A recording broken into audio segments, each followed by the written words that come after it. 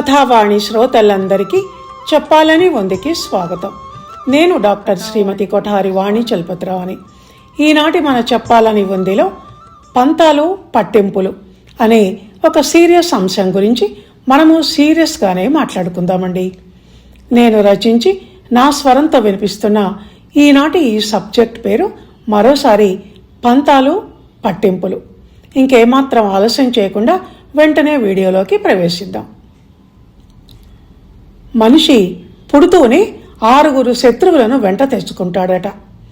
శత్రువులను ఎవరైనా వెంట తెచ్చుకుంటారా? దూరం పెడతారు కానీ అని మీకు అనుమానం రావచ్చు. కానీ వీళ్ళెప్పుడు మనిషిని అంటి పెట్టుకుని ఉండేవాళ్ళు కనుక వదిలించుకుందామన్నా వదలరు. పైగా లోపలే ఉండిపోతారు.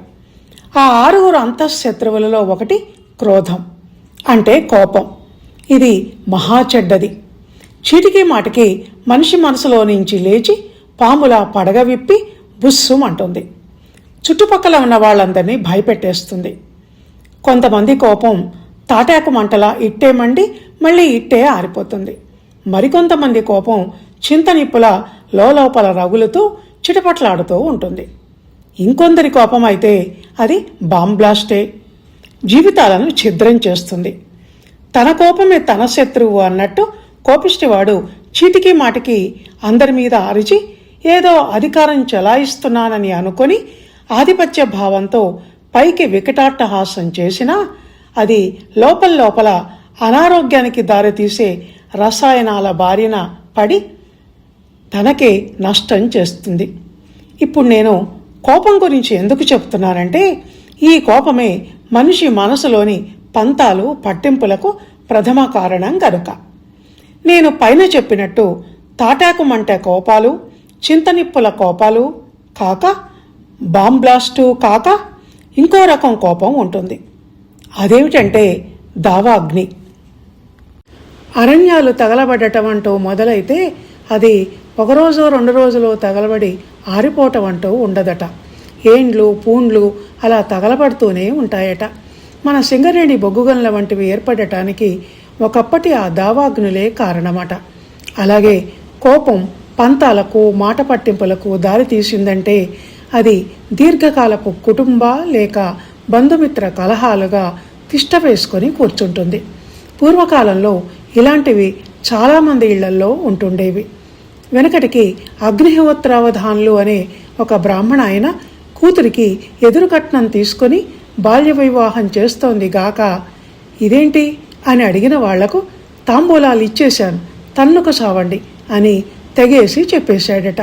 పైగా ఆయన కోపంలో అన్న ఆ డైలాగు చాలా ఫేమస్ అయి కూర్చుంది. ఆ పురుషాధిక్య సమాజంలో ఇంటికో అగ్నిహోత్రావధానులు ఉండేవాళ్ళు.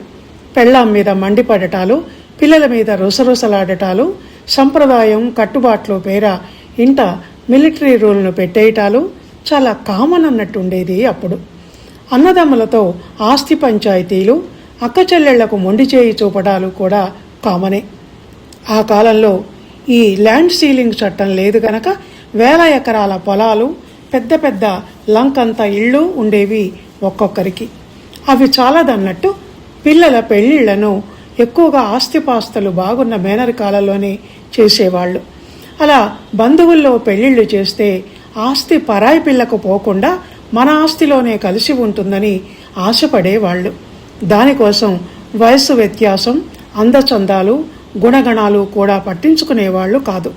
అంతేకాదు, అన్నదమ్ములకు అక్క చెల్లెళ్లకు మధ్య ఈ ఆస్తుల పంపకాల విషయంలోనే తేడాలొచ్చి పోట్లాడుకొని పంతాలకు పట్టింపులకు పోయి మాటలు రాకపోకలు కూడా బంద్ పెట్టడం జరిగేది.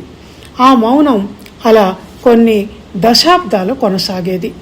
ఆ వంశంలోని అన్నదమ్ములు జంజాలు తెంచుకున్నారు కదా అన్న మాట అప్పుడప్పుడు పెద్దల నోట వినపడుతుండేది.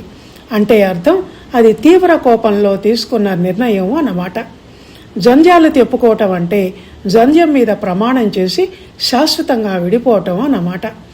ఇలా ఆ రోజుల్లో ఆస్తుల కోసం, కన్యాశుల్కం కోసం కాక అక్కడొకటి ఇక్కడొకటి అన్నట్టుగా సాగే ప్రేమ పెళ్లిళ్లలో కుల పట్టింపులు బాగా ఉండేవి.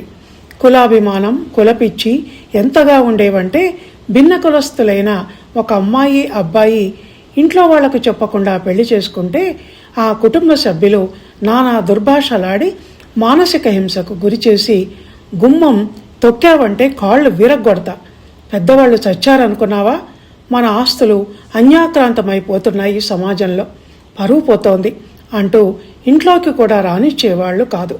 పరువు హత్యలు కూడా జరిగేవి. అలా వాళ్ళకిష్టం లేని పెళ్లి చేసుకున్న అమ్మాయిని కొన్ని దశాబ్దాలు ఇంటి గుమ్మం తొక్కనిచ్చేవాళ్లు కాదు. మళ్ళీ మనవడో మనవరాలో పుట్టాక వాళ్ళు ఆ పెద్దలను కలిపేవాళ్ళు. ఈ సబ్జెక్టు మీద ఎన్నో తెలుగు సినిమాలు కూడా వచ్చాయి. ఆ కాలం దాకా ఎందుకు, మొన్నీ మధ్య ఒక పెద్ద మనిషి తను రాజకీయాల్లో ఉంటూ కూతురు రాజకీయాల్లోకి రావటానికి వీల్లేదని కట్టడి చేశాడు. ఆ అమ్మాయి అలా వచ్చేసరికి కూతురి కుటుంబంతో మాటలు బంద్ చేశాడు. నేను చచ్చినా నా శవం చూడటానికి కూడా నా గుమ్మం తొక్కొద్దు అన్నాడు. అలా ఎందుకు ఆ శాసనం అంటే, మా వంశంలో ఆడపిల్లలెవరూ గుమ్మం దాటి వీధిలోకి రాలేదు అంటాడు. అలా అని ఛాందస భావాలు ఉన్నవాడా అంటే అది కాదు. నేను చనిపోతే నా భార్య పసుపు కుంకుమలు తీయొద్దు, ఆమె పునిస్త్రీగానే ఉండాలి అని చెప్పాడట. అలాంటి మనిషి కూతురు వేరే రాజకీయ పార్టీలోకి వెళ్ళిందని అంత ఉక్రోషం ఎందుకు? ఆమెకు స్వేచ్ఛ, స్వాతంత్ర్యాలు, అభీష్టాలు అక్కర్లేదా? ఇలా ఉంటాయి కొన్ని అర్థం లేని పంతాలు, పట్టింపులు. ఒక లక్ష్యం లేదు, ఒక సిద్ధాంతానికి కట్టుబడేది లేదు. చాలా వరకు మాట పట్టింపులకు బంధువర్గంతో భేదాభిప్రాయాలు కారణమైతే, పంతాలకు కుటుంబంలో జరిగే సంఘటనలు, తరాల అంతరం కారణం. ఎవరి జీవితము ఎప్పుడూ ఒకేలా జరగదు. ప్రేమతో పాటు పగలు, ద్వేషాలు కూడా ఉంటాయి. ఎక్కడ బాధ్యతలుంటాయో అక్కడే పోటీలు ఉన్నట్టు, ఎక్కడ ప్రేమలుంటాయో అక్కడే ఈర్ష్యాసూయలు, కోపతాపాలు ఉంటాయి. ఏదో అనుకుంటాం, మనసు కష్టపెట్టుకుంటాం, మళ్ళీ కొద్దిసేపటికి తమ్ముడు, అక్క, చెల్లి అని పిలుచుకుంటూ ఒకటైపోతాం. కుటుంబం అంటే అదే.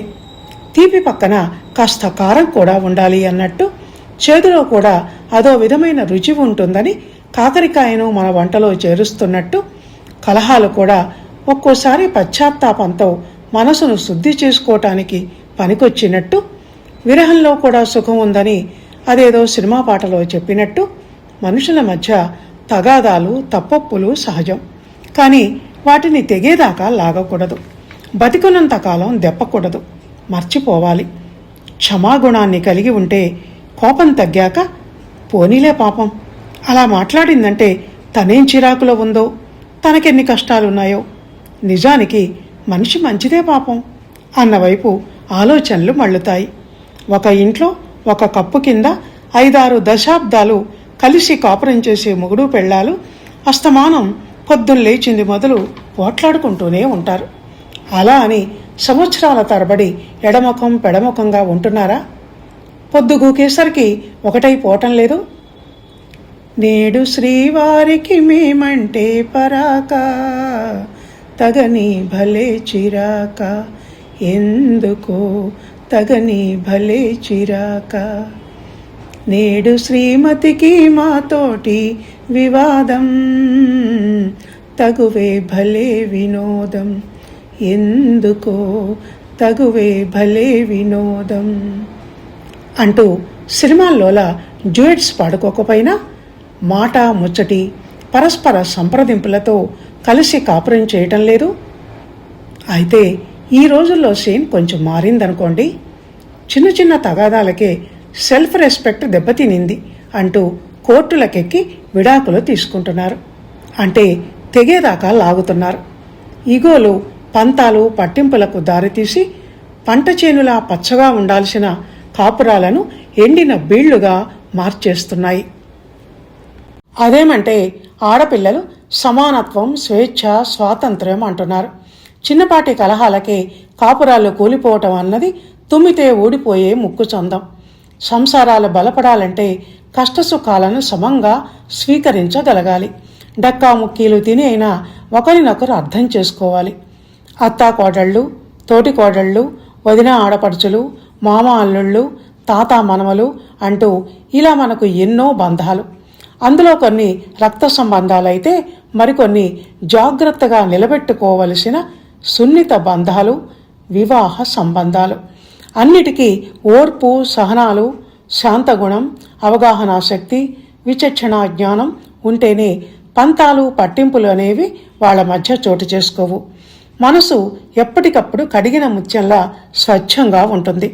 కోపం కక్షగా, కక్ష ద్వేషంగా, ద్వేషం పంతంగా మారకముందే మాట తూలినందుకు సారీ చెప్పగలగటం, తప్పుగా ప్రవర్తించిన వారిని క్షమించగలగటం అనే మంచి గుణం మనిషిలో ఉంటే all is well, everything is okay అన్నట్టు గంభీర వాతావరణం కాస్త తేలిక పడుతుంది.